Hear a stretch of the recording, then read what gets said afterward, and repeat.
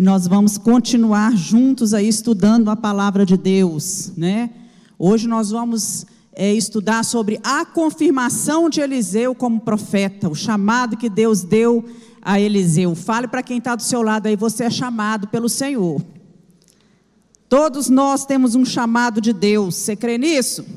Todos nós temos um chamado. A palavra de Deus diz que Deus deu um para apóstolo, outros para profetas, outro para os mestres, doutores, né? E assim vai. Deus tem um dom, um talento, um chamado específico para cada um de nós. E eu gostaria que você abrisse a sua Bíblia em 2 Reis, capítulo 2, nós vamos ler do versículo 12 em diante. Nós terminamos a aula passada com Eliseu subindo aos céus, não é?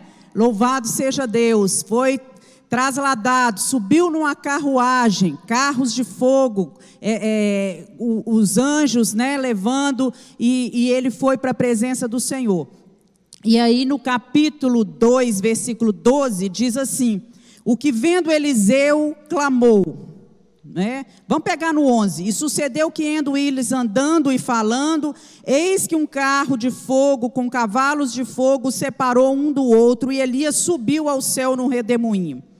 O que vendo Eliseu clamou: meu pai, carros de Israel e seus cavaleiros, e nunca mais o viu, e travando dos seus vestidos, os rasgou em duas partes. Também levantou a capa de Elias que lhe caíra, e voltou-se, parou à borda do Jordão, e tomou a capa de Elias que lhe caíra, e feriu as águas, e disse: onde está o Senhor Deus de Elias?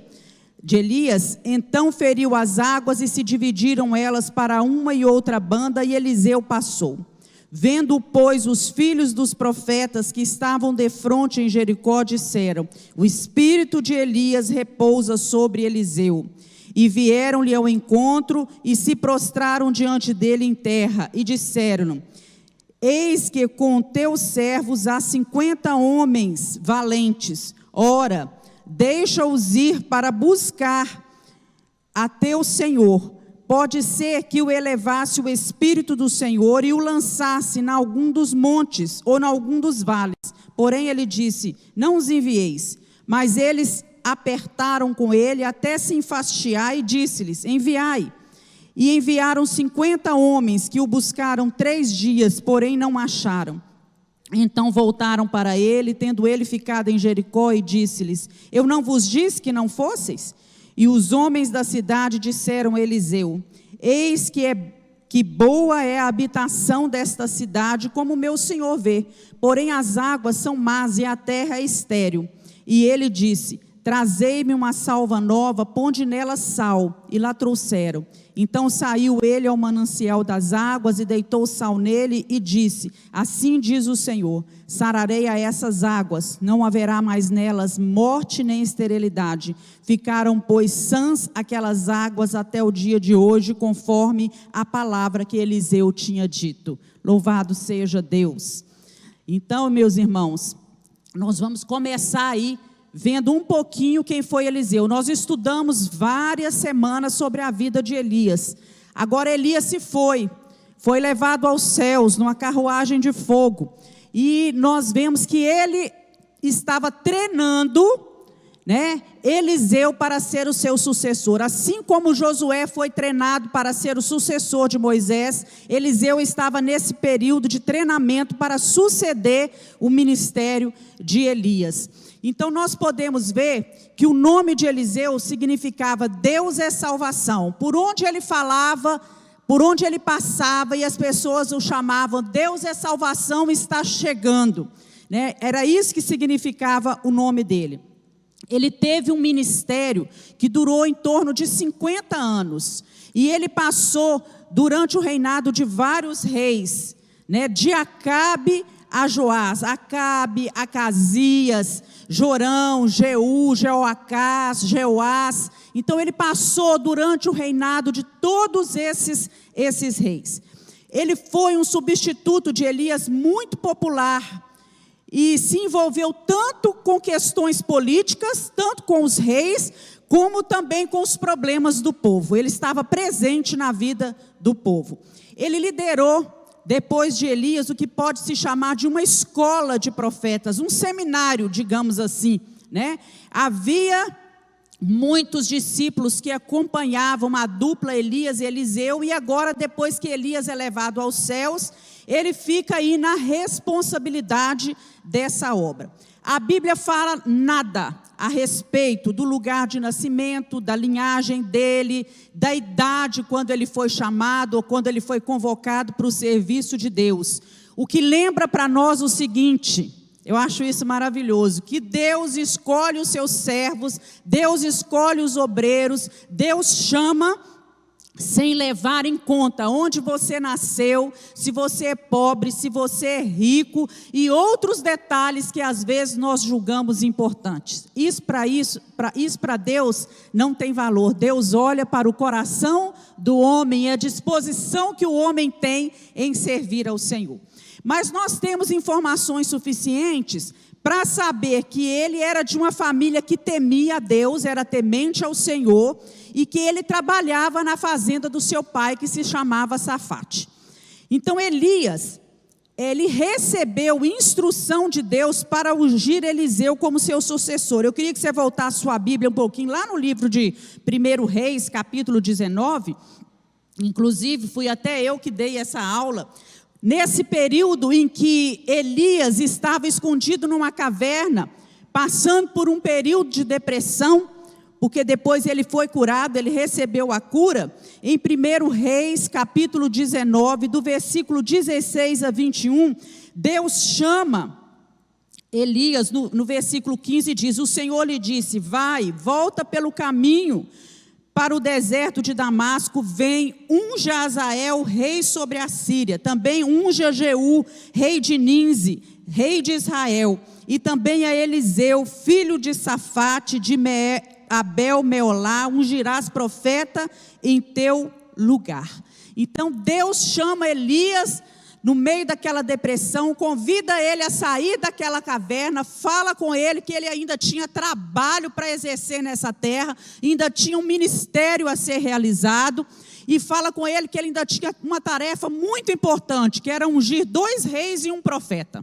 Olha que coisa maravilhosa, significando para a gente que o trabalho, a ocupação é muito importante para nos ajudar no combate à depressão. E quando Elias sobe ao céu, ele deixa cair a sua capa. E Eliseu, ele apanha aquela capa, né, com certeza coloca aquela capa sobre si, e ele continua, né, o ministério de Elias, que agora passa a ser seu, e a primeira coisa que ele faz é dividir as águas do Rio Jordão. Ele toca o Rio Jordão com aquela capa, e ele confirma assim o seu caminho, o seu ministério profético para continuar o serviço de Elias. A capa, ou manto naquela época, ela era usada era em cima da túnica, como uma forma de proteção, contra o frio ou o calor. Quando era nesse caso, né, contra o frio, ela era feita de lã e de peles de outros animais, lã de carneiro ou pele de outros animais. Ainda tinha aquelas capas que eram feitas de seda, e nesse caso elas eram usadas como um reconhecimento público, como uma posição que a pessoa ocupava, muito importante na sociedade, como faziam os fariseus. Os fariseus usavam assim uma capa também. E possivelmente a capa de Elias foi usada para protegê-lo durante as suas caminhadas e não para exibir seus dons proféticos. E essa capa agora estava sobre Eliseu. Então, quando Elias lançou a sua capa sobre Eliseu, foi uma ação espontânea. Você não vê antes disso na Bíblia ninguém fazendo isso, e nunca houve um caso tal como esse. Então, existe aqui uma ligação simbólica que pode ser considerada nesse texto, porque naquela época, quando uma criança ela era adotada pelos hebreus, ela era coberta com um manto, significando que ela estava se tornando filha, que ela estava sendo adotada. Então, simbolicamente, Eliseu estava se tornando filho de Elias no sentido profético. Quer dizer, ele estava se tornando um seguidor pleno de Elias.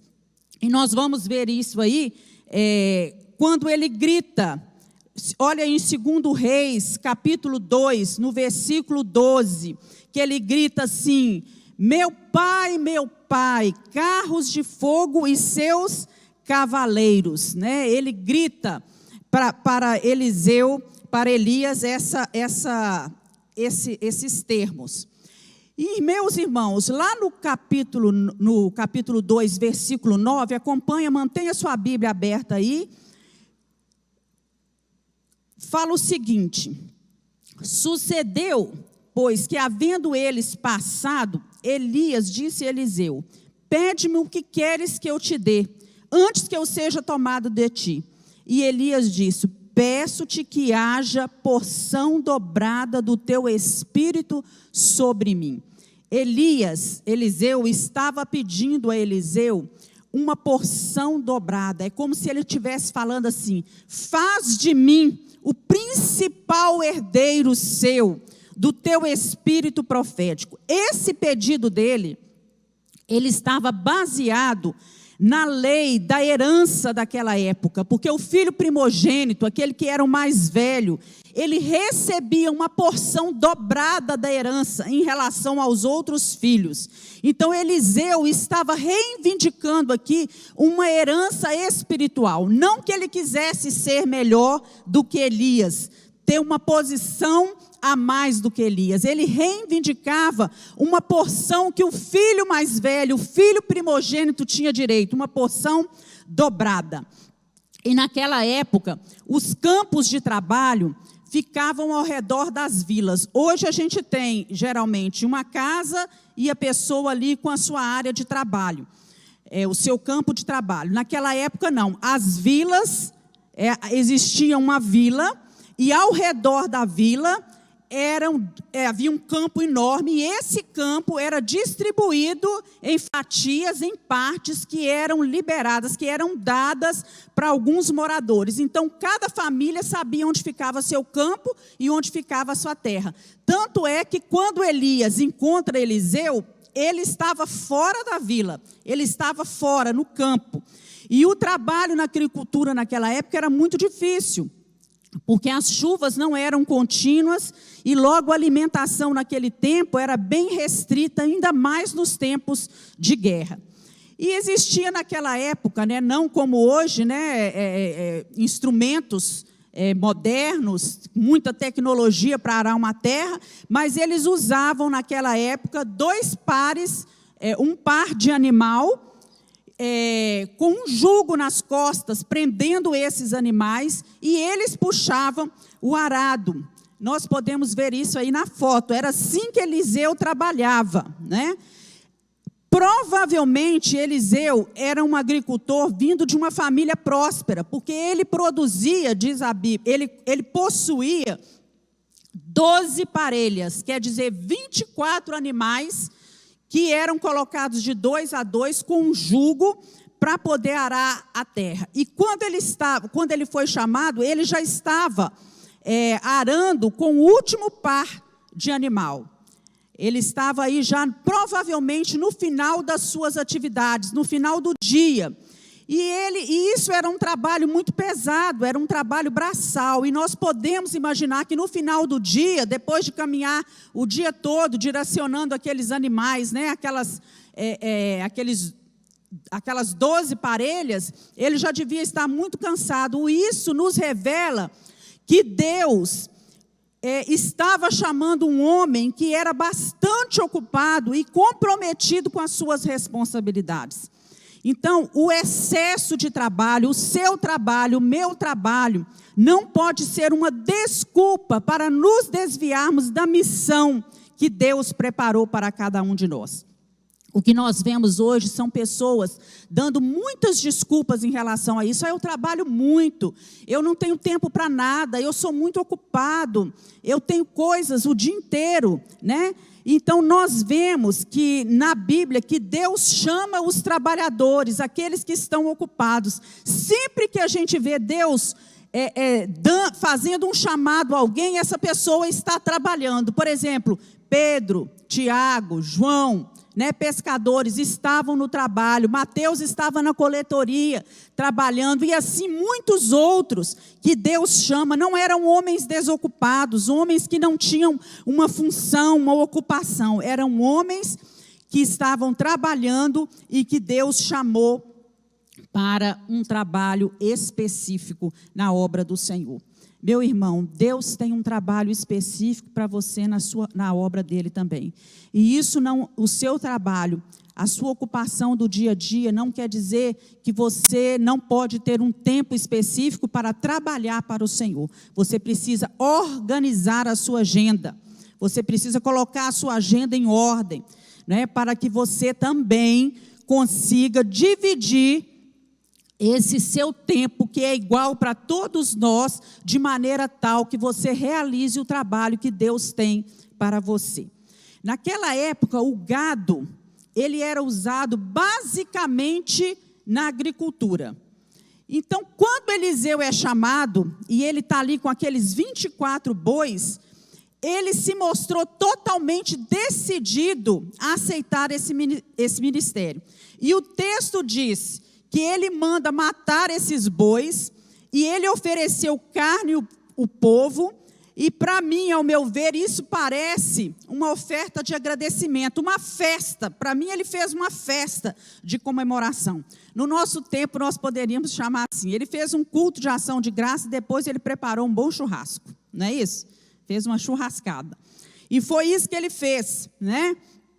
Em momento algum, a gente lê que Eliseu estava triste ou com receio para abandonar tudo para seguir Elias, para andar junto com Elias. Então, prontamente, ele deixa aquilo que ele estava fazendo, entrou para a escola dos profetas, pediu para despedir dos seus pais, dos seus irmãos, dos seus amigos, e queimou aquilo que poderia impedi-lo de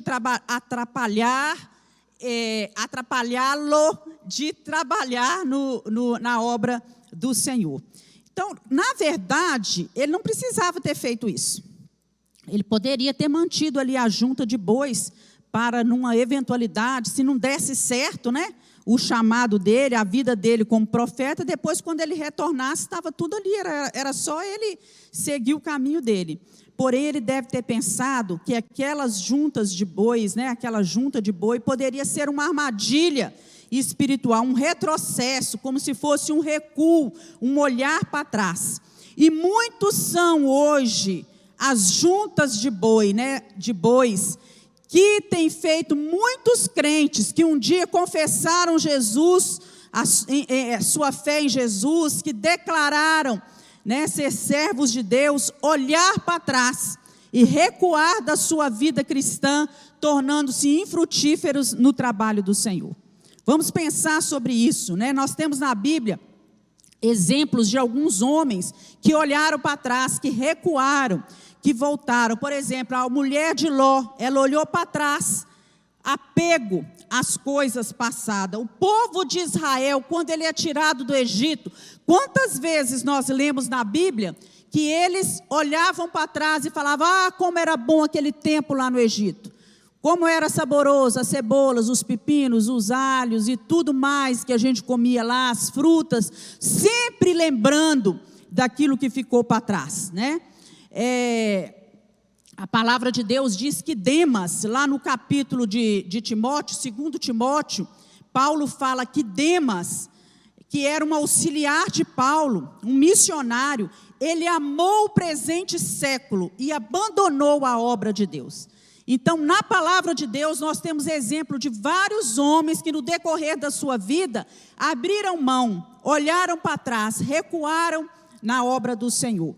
Então, conforme a Bíblia, a gente vê aqui o profeta, quando ele queima tudo aquele equipamento todo de madeira, aquele jugo, aquele arado que ficava atrás, ele estava eliminando toda e qualquer possibilidade de voltar à sua velha vida. Era isso que simboliza aqui.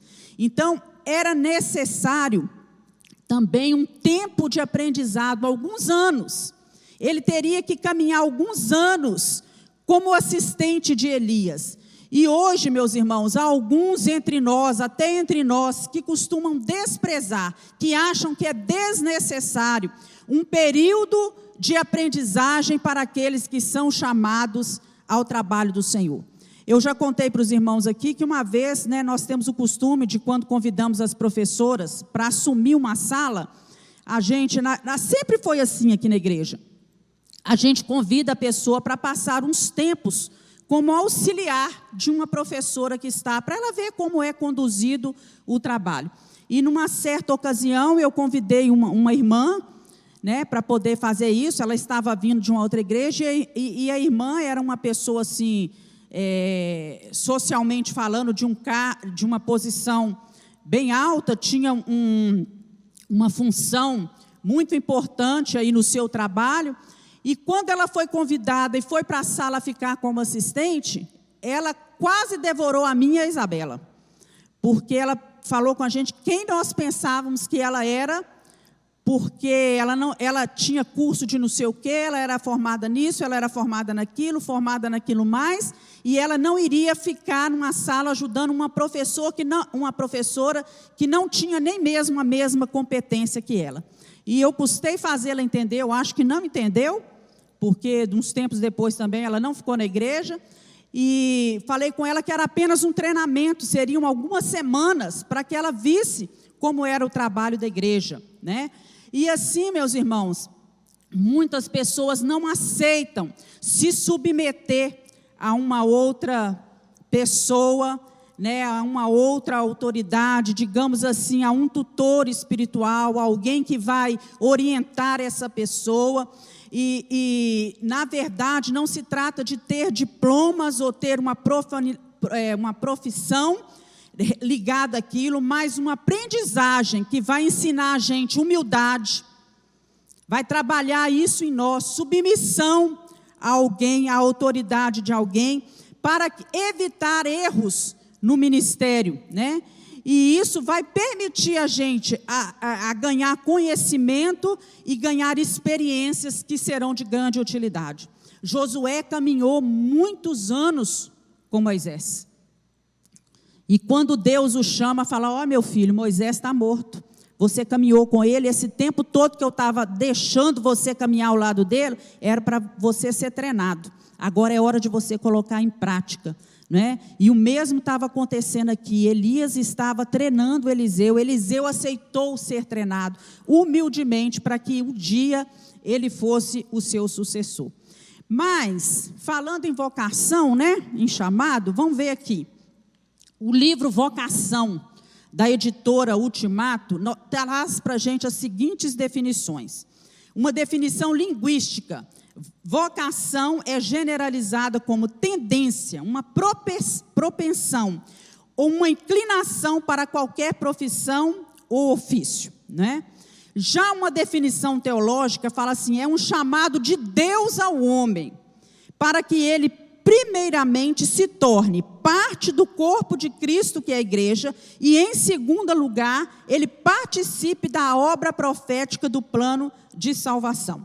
Então, todos nós temos uma vocação. Hoje, quando o menino está aí, já no ensino médio, que eu não sei como é que chama mais, que naquela época que a gente falava que estava no 2º grau, agora eu acho que é ensino médio, Então, ele começa a fazer testes, com alguns psicólogos, alguns testes preparados nas escolas, para ele saber qual é a sua vocação, qual é a tendência dele, a inclinação dele para uma determinada profissão.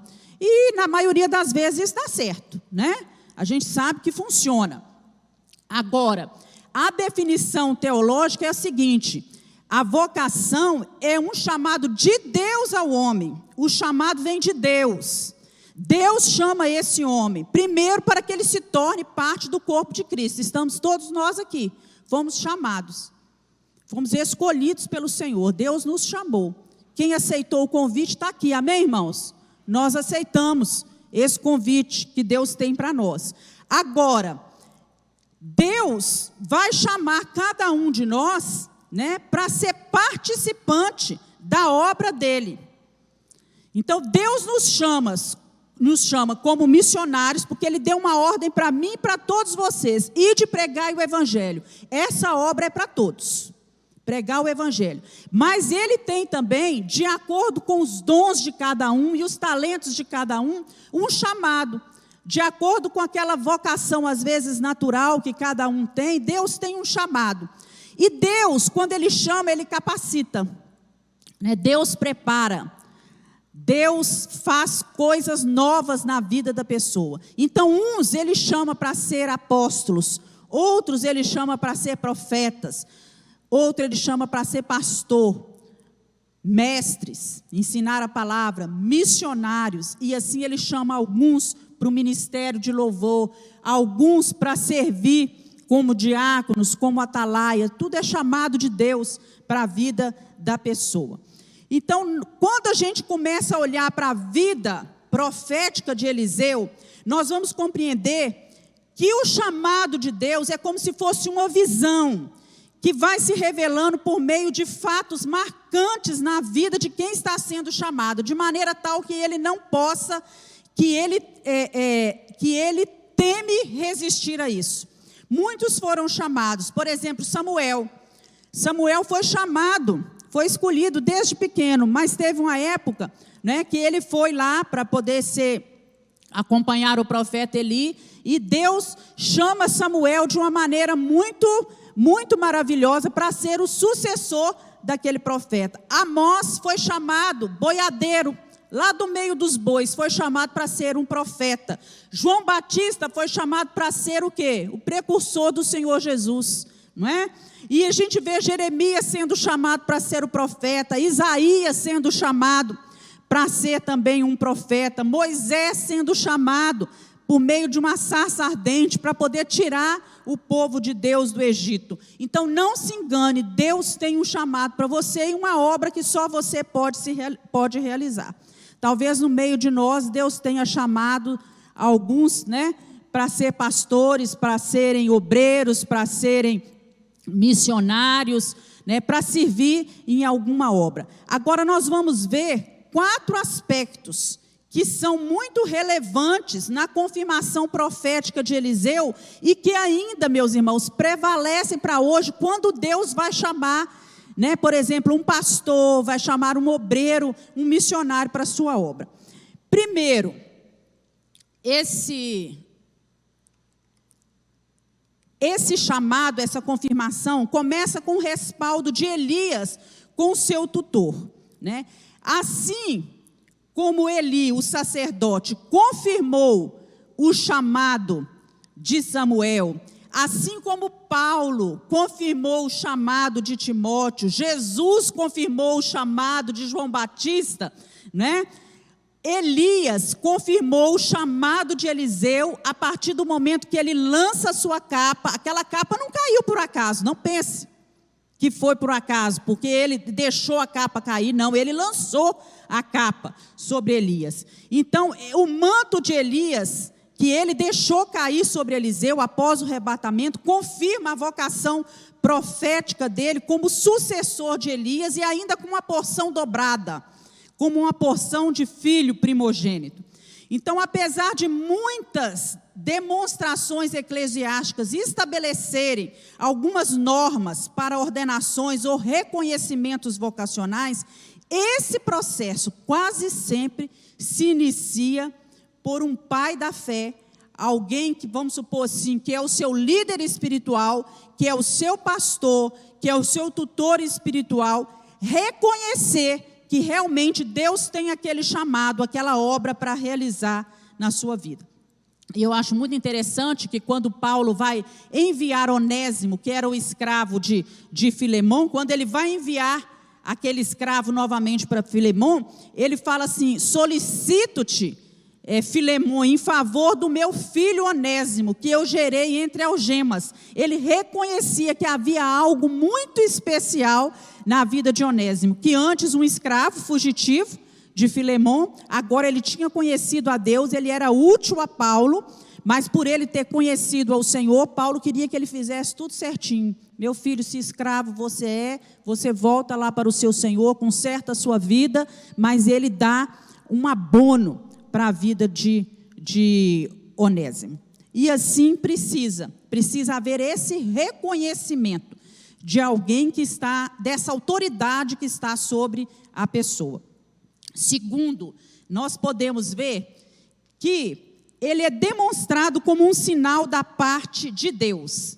Então, existem algumas atitudes que têm demonstrado uma certa imaturidade em termos de reconhecimento de uma vocação. Por exemplo, uma vocação para um chamado espiritual, para você ser um pastor, um missionário, um obreiro, não é uma tradição familiar. Isso não é, porque um pai foi chamado para ser pastor, e isso não significa que seus filhos, seus netos, obrigatoriamente têm que ser pastor.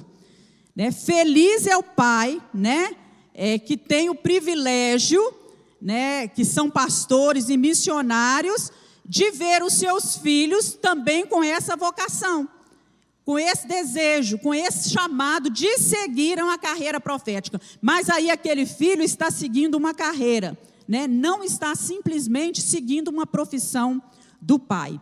Então, na verdade, em muitas igrejas, né, até brigas por causa disso, né, porque muitos líderes de igreja acham que por ele estar naquela posição, a igreja é uma possessão familiar, e que quando ele sair, automaticamente a igreja tem que ficar na mão de um filho. Pode acontecer? Sim.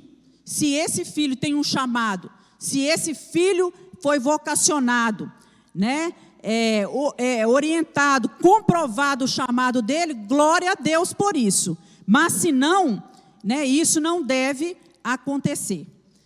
Outro ponto que eu encaro aqui como uma certa imaturidade é aquele romantismo eclesiástico.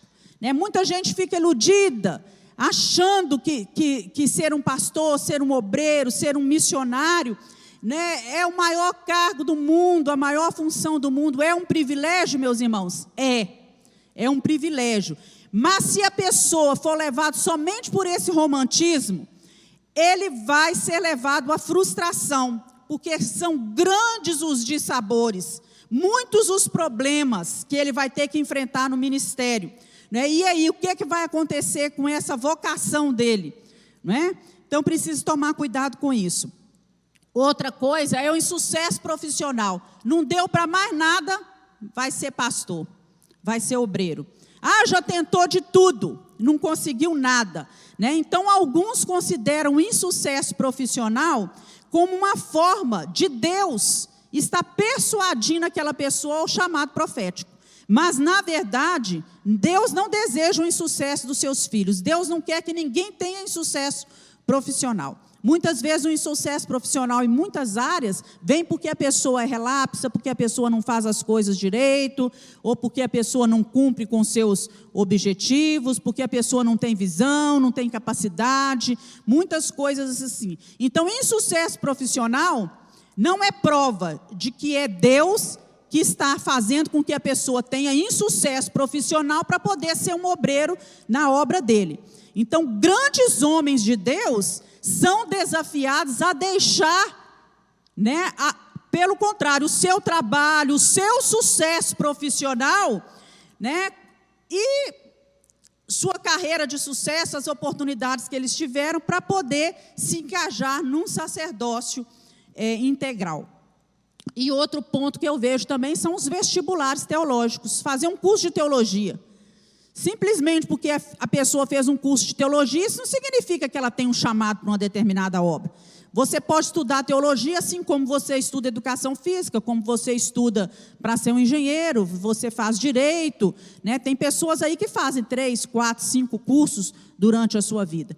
Então, você simplesmente fazer um seminário teológico não quer dizer que você foi chamado por Deus. Seminário teológico é uma bênção, né? Seria bom que todos fizessem para estudar a palavra de Deus. Nós insistimos com os membros da igreja, vamos fazer o seminário, vamos estudar, é uma bênção, traz um crescimento espiritual, uma maturidade espiritual, um conhecimento da palavra fora do comum. Mas isso não significa que todos que estão ali vão ser chamados por Deus para ser pastores, para ser um missionário ou tudo mais, não é?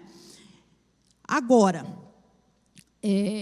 quando as águas do Jordão se dividem e Eliseu passa por essas águas, isso foi um sinal que ele precisava para confirmar diante dos olhos de todos os outros, porque tinha ali 50 alunos da escola teológica, cerca de 50 alunos, olhando para ele, para a realização da sua grande obra. E, meus irmãos, e por último, não, penúltimo aqui, eu coloco também, ser confirmado para a igreja. A igreja, que somos todos nós, precisa reconhecer na vida dessa pessoa um chamado de Deus, né? A igreja para a qual Eliseu ministrava naquela época era os profetas que estavam ali na escola com suas respectivas famílias, né? Naquela época tinham cerca de 50 homens, como nós falamos ali, e esses homens demonstraram respeito, reverência à pessoa dele, a confirmação dos milagres, né? Deixou isso no coração do povo, essa certeza, né? E os discípulos, aqueles discípulos, quando Eliseu atravessa o rio e ele volta sozinho, e Eliseu com certeza fala para eles, Elias foi trasladado, subiu para o céu, eles pedem que eles façam a busca, eles falam assim, olha, quem sabe o Espírito de Deus não elevou ele, e de repente, na hora que ele está sendo elevado, ele caiu numa montanha, caiu num vale, ou está machucado, precisando de ajuda, nós vamos lá procurar por ele. E Eliseu fala com eles, não vão, mas eles insistem tanto, que Eliseu permite que eles fossem fazer isso. E quando eles voltam, depois de 3 dias procurando sem nada achar, ele falou, eu não falei com vocês que não fossem, né? Então, meus irmãos, nós podemos ver que a igreja, cada igreja tem o seu costume. E a igreja, ela é falível, ela pode falhar. Mas apesar da falibilidade da igreja, por meio dela, é por intermédio da igreja que Deus chama aqueles que são integrados no seu corpo, né? Então, Deus chama as pessoas por meio da igreja. Então, como que deve ser o proceder? Deus chama, o líder espiritual daquela igreja reconhece nele uma vocação, e quando aquela pessoa aceita esse chamado de Deus na sua vida, ela não é obrigada, simplesmente porque um profeta viu, ou teve uma revelação, ou alguém falou, porque ele trabalha muito na igreja, ele não é obrigado a exercer esse chamado, mas quando ele tem um chamado específico para ser um pastor, para ser um obreiro específico, para ser um missionário, a igreja se reúne, e nesse caso é uma representação da igreja, aqui na nossa igreja, que é uma assembleia. Algumas igrejas têm uma assembleia total, geral, todos os membros presentes. Na nossa igreja nós temos uma assembleia representativa. Esse nome é apresentado à assembleia. E se o negócio é de Deus, o que é que Deus vai fazer, meus irmãos? A igreja vai reconhecer nessa pessoa realmente um chamado e uma vocação para o ministério. Então, uma pessoa, né, quando ela é chamada por Deus, ela precisa ter esses abonos, um abono de um líder espiritual, o abono da sua igreja, né? A chamada é divina, e por mais que o vocacionado não queira, a chamada de Deus é para ser obedecida, porque Ele é o Senhor da vida de cada ser humano. Então, quem é realmente vocacionado e tem um chamado de Deus, não vai ter paz enquanto ele não obedecer, né, esse chamado de Deus. Eu sei de exemplo disso que aconteceu lá em casa, não é? Enquanto ele não obedecer o chamado de Deus, essa pessoa, ela não vai conseguir, né, realmente conduzir a sua vida de maneira tal que ela seja plenamente feliz. Deus está chamando, o Espírito de Deus vai incomodando, e parece que Deus vai estreitando o caminho para essa pessoa. E essa vocação, ela tem que ser recebida como uma bênção especial do Senhor. E essa prontidão de Eliseu ao ouvir o chamado serve de exemplo para todos nós que recebem esse privilégio que é imerecido, porque na verdade nós não somos dignos, né? Mas é a soberania de Deus, né? A essa vocação para cada um é uma coisa que Deus faz maravilhosamente. Na verdade nós não merecemos servir ao Senhor. A Bíblia diz que de Deus nós somos cooperadores. Olha que coisa maravilhosa. Quem somos nós para sermos cooperadores de Deus? Que mérito nós temos, né? Mas somos chamados para servir ao Senhor. E outro ponto que eu vejo como muito necessário, a pessoa precisa ser vista na sua utilidade. Isso quer dizer o seguinte: a pessoa tem que ser útil, a pessoa tem que estar trabalhando, ela tem que servir alguma coisa. Quando a igreja olha para a vida de uma pessoa e vê que essa pessoa é frequente na igreja, que ela é útil, que ela realiza os seus trabalhos, aquilo que já foi colocado na sua mão, às vezes pequenas tarefas, ela desenvolve com amor e com alegria, é muito mais fácil a igreja ver o reconhecimento de Deus. Nós já tivemos casos de pessoas dentro da igreja que chegam, às vezes, para conversar com a gente, pastores, e falam assim: eu fui chamado para ser pastor, Deus me chamou para ser pastor, e eu estou aqui para ver, pastor, o que o senhor pode fazer aí para eu ser o pastor também na igreja. Meu irmão, Deus te chamou, se Deus te chamou realmente para ser um pastor, Deus vai te treinar e vai preparar. Primeira coisa, você começa a vir à igreja, porque você praticamente não vem à igreja, né? Você começa a vir à escola dominical, você começa a vir aos cultos à noite, para que as pessoas da igreja vejam você na igreja. Segundo, você começa a trabalhar na igreja. Você vai começar, né, sendo uma atalaia, você vai fazer qualquer coisa, você pode limpar o chão, você pode entrar no ministério de louvor, você pode trabalhar na ação social, você vai trabalhar na igreja para que as pessoas vejam. Agora, como vou eu lá diante da igreja apresentar? Olha, meus irmãos, o fulano de tal aqui, quem conhece ele, levanta a mão.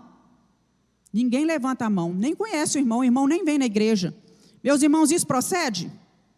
Isso não procede, né? Então, a pessoa, ela tem que estar engajada.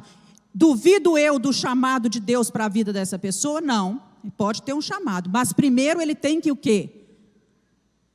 Trabalhar na igreja, servir a Deus na igreja, estar presente na igreja, mostrar que ele é um verdadeiro cristão, dar testemunho lá fora, não é? Ser realmente alguém que serve a Deus, que ama a Deus, para que depois ele seja reconhecido, que a igreja veja nele. Por exemplo, a igreja não teve problema nenhum ao reconhecer o pastor Alan e a pastora Jaqueline como pastores da igreja. Alguém teve dúvida disso? Ninguém. Porque eles já realizavam trabalhos tal, já serviam a Deus na igreja, né? Então a igreja, quando falou, pelo contrário, todo mundo se alegrou, todo mundo reconheceu. Era uma coisa que já era de fato isso, né? Era um chamado que Deus tinha para a vida deles, né? Quando o Arley veio conversar que estava sendo incomodado pelo Espírito Santo, nós falamos com ele que nós já sabíamos do chamado dele há muito tempo, estávamos apenas esperando Deus revelar a isso, mostrar a ele de uma maneira clara que ele já tinha esse chamado. Então a pessoa precisa ser vista na sua utilidade, e Eliseu foi visto assim, né? Ele provou na hora que chega. Vamos ler o texto aí, 2 Reis 2,19, que fala assim, olha: e os homens da cidade disseram a Eliseu: eis que é boa a habitação dessa cidade, como o meu senhor vem, porém as águas são más e a terra é estéril. Quer dizer, em várias situações, nós vemos aí ele sendo útil na vida. Por exemplo, quando ele abre o rio, quando vocês vão ver mais para frente, nós vamos estudar isso, uma viúva necessitada, uma família que estava enlutada, Naamã, o leproso, não é? Ele curando Naamã, o veneno que tinha na panela, não sei se vocês lembram dessa história, né? A comida do pessoal lá do seminário que estava envenenada, né? Quando a fome reina sobre Samaria. E nessa ocasião aqui, logo no início, né, é apresentada para ele: Jericó é uma cidade maravilhosa, está bem situada, mas é um problema muito sério. as águas dessa cidade são ruins, né? E eles foram mencionar esse problema ao profeta. E ele, investido da autoridade de Deus, ele fala o seguinte: olha, vocês trazem aí um prato, coloca sal dentro desse prato. E ele foi ao manancial, jogou aquele sal dentro da água e falou: assim diz o Senhor, eu vou sarar as águas, não haverá morte nem esterilidade mais nessas águas. Isso não deve trazer para nós esse misticismo que tem poder no sal, né? Muita gente pensa que por causa desse acontecido aqui, o sal tem poder e sai jogando sal em tudo quanto há, não é? Isso não procede, né? O poder de Deus está na palavra do Senhor, no Senhor. Não foi o sal que fez aquela água, não. O sal aqui foi simplesmente simbólico, não é? Então, nós vemos aqui Salomão ensinando. Provérbios 4, 23. Queria que você abrisse aí a sua Bíblia.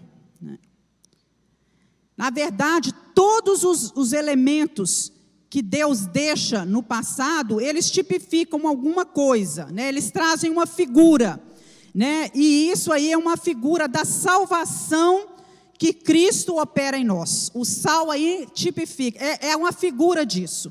Então Salomão fala em Provérbios 4, 23. Vamos ler juntos?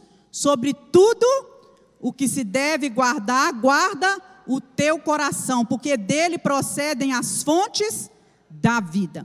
Lá em Mateus 15, 19, Jesus apontou para o coração do homem também, né, como origem de todos os atos. Ele fala assim: porque do coração procedem os maus pensamentos, é do coração que vêm as mortes, os adultérios, a prostituição, os furtos, os falsos testemunhos e as blasfêmias, né? Então, Cristo se preocupa com o manancial de águas. O nosso coração é uma fonte de água, e é do nosso coração que procedem todas as coisas. E o sal aqui, ele é uma figura muito importante, muito interessante.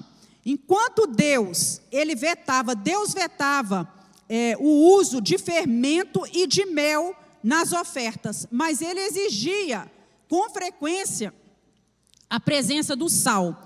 Nós podemos ver isso lá em Levíticos, capítulo 2, versículo 11 e 13, que diz assim: nenhuma oferta de alimentos que oferecerdes ao Senhor se fará com fermento, porque de nenhum fermento, nem de mel algum, oferecereis oferta queimada ao Senhor.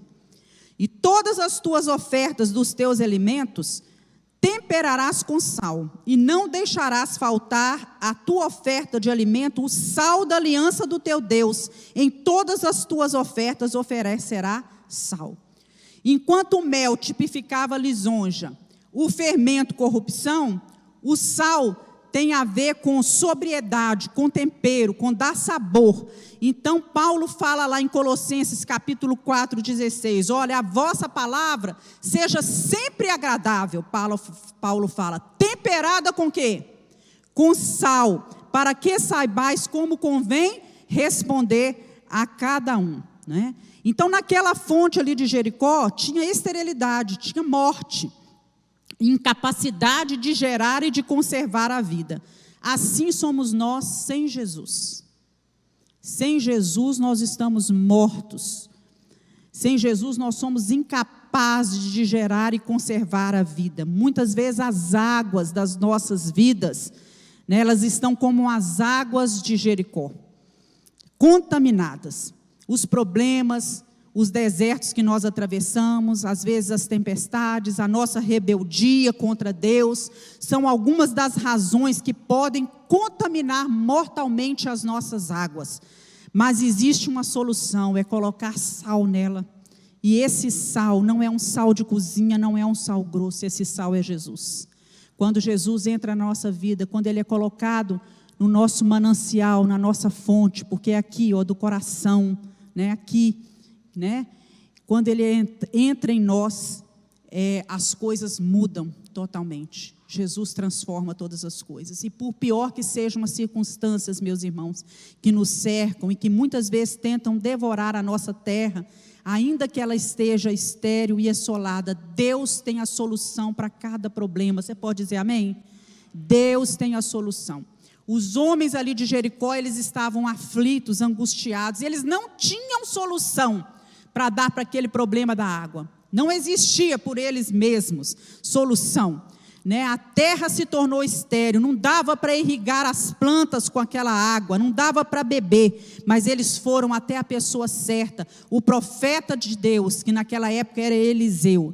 E nós podemos trazer isso para nós, que hoje nós temos Jesus. A partir do momento que Jesus morre na cruz do Calvário, o homem passou a não precisar mais a procurar um sacerdote, para que aquele sacerdote oferecesse sacrifícios em seu lugar, ou ofertas em seu lugar por determinadas situações, sejam elas de pecado ou de agradecimento. Jesus fez com que o véu do templo, Deus rasgou o véu de alto a baixo, nos dando acesso, e hoje nós não precisamos mais ir a sacerdote algum, a profeta algum, a confessar nada para padre. Por quê? Porque Jesus nos dá condições de chegar até Ele, de abrir o nosso coração e de falar diretamente com Deus. Eu ouço um glória a Deus. Glória a Deus por isso. Pensa em quanto isso é maravilhoso. Isso é tremendo, né? As águas de Jericó ali naquele momento ficaram sãs, viraram águas potáveis, puras, prontas para ser consumida pelos homens, pelos animais, pelas plantas, né? E nós sabemos que muitos hoje estão precisando, né? Estão às vezes num local bom, numa igreja boa, né? Recebe uma boa palavra sempre que vai à igreja ou que lê a Bíblia, mas o coração está árido, está infrutífero, não produz frutos. Os seus pensamentos que chegam à sua mente é sempre de derrota. Eu vou desistir, eu não aguento mais, eu vou desanimar, eu estou a ponto de me desviar, eu não aguento mais esse caminho, né? E muitas vezes na família a divisão, separação, não produz no trabalho como ele deveria produzir. Parece que tudo na vida dessa pessoa dá errado ou dá para trás, e ela vai secando dia após dia, cada dia mais. Só Jesus pode purificar essas águas. Só Jesus pode abençoar esse coração. Não importa se a morte se instalou em qualquer vida que seja, nós não temos a solução para dar, mas Jesus tem, amém? E não importa se há morte. Então nós podemos concluir aí a nossa palavra hoje, que o grande desafio que Eliseu nos deixa é que a confirmação não limita apenas uma área eclesiástica. Preste atenção nisso, ela é muito mais abrangente que isso, vai muito mais além. Muitos podem ser profetas na música, como Davi foi, na arquitetura, na engenharia, como foi Bezaleel. Deus deu a ele a unção do Espírito para ele fazer obras de arte, para ele servir o Senhor com seus dons, viu, Aline? Essa unção Deus deu a Aline. Então aproveita isso. Ele fez isso com Bezaleel, fez com a Oliabe também, né? Deus usou Dorcas com seu dom, que era o que, meus irmãos? De costura, para servir ao Senhor. Deus usou Joana, Susana e muitas outras companheiras, outras mulheres nas obras sociais. Deus usou dessa forma. Deus usou Lucas, um médico, em muitas obras, né? Foi autor de alguns livros. Com seu conhecimento ele acompanhou e narrou com detalhes muito maiores e mais específicos do que alguns outros que escreveram, né? Deus usou na política, Deus usou José na política, usou Daniel. Então, para tudo isso, nós precisamos pedir a Deus uma porção dobrada do Espírito de Deus. É isso que significa: Deus me dá uma porção dobrada, me dá a unção de filho primogênito, daquele que recebe uma herança espiritual grande da parte do Senhor. Isso que significa, quando alguém ora pedindo porção dobrada, ele está querendo dizer isso. Então nós vemos aqui na figura de Eliseu, um homem decidido, um homem corajoso, e a história dele serve de exemplo para nós até os dias de hoje, para que a gente possa refletir quem nós somos, qual é a nossa missão nessa terra. Todas as pessoas são chamadas por Deus para exercer um ministério. Deus tem uma missão para cada um que está aqui nessa manhã. Amém, meus irmãos? Deus tem uma missão para você. A capa já foi lançada sobre os seus ombros? Não é? Muitas vezes a capa foi lançada, mas você deixou a capa ali caída no chão. O que Eliseu fez, meus irmãos? Ele foi lá, apanhou a capa e colocou a capa onde? Sobre si. Vocês acham que a capa desceu e foi em cima do ombro dele? Precisou ter o quê? Um agir dele. Ele foi lá, pegou a capa e colocou a capa sobre si. Talvez você esteja precisando fazer isso, né? Se a sua resposta é sim, se você reconhece que essa capa já foi lançada, você já se preparou para abandonar a sua velha vida, alguns velhos costumes, e seguir um novo tempo por Deus, né? Nós precisamos decidir entre esse velho e novo, e saber, né, que o tempo de despedir das coisas velhas é agora. Muita gente fica deixando para depois, lá, né? É preciso abandonar aquela vida velha, talvez fazer uma fogueira simbólica e queimar tudo aquilo que nos impede de seguir o Senhor, de reconhecer esse chamado de Deus para a nossa vida. Muitas vezes é preciso abrir mão de muitas coisas para tomar posse daquilo do que Deus tem preparado para nós. Lá em Mateus capítulo 13, 44, diz assim: o reino de Deus é como um tesouro escondido num campo, e certo homem, tendo encontrado, escondeu-o de novo. Então, cheio de alegria, vendeu tudo que tinha e comprou aquele campo. Nós precisamos descobrir o tesouro, e não só o chamado de Deus, de Eliseu, nos dá grande lição, mas toda a vida ministerial dele. Nós vamos, a partir da semana que vem, nós vamos continuar estudando isso, e vamos ver que no seu ministério ele foi um homem ativo, um homem que não se cansava, né? E por mais de 50 anos ele falou com autoridade, ele era respeitado, as pessoas reconheciam nele, os reis reconheciam, o povo reconhecia. Ele realizou milagres, aliás, ele realizou o dobro de milagres que Elias realizou, né? E com certeza Eliseu é uma referência para mim e para você. Que Deus nos abençoe nessa manhã. Vamos nos colocar de pé e vamos orar, e vamos pedir a Deus que abra os nossos olhos para reconhecer esse chamado de Deus para a nossa vida, em nome de Jesus.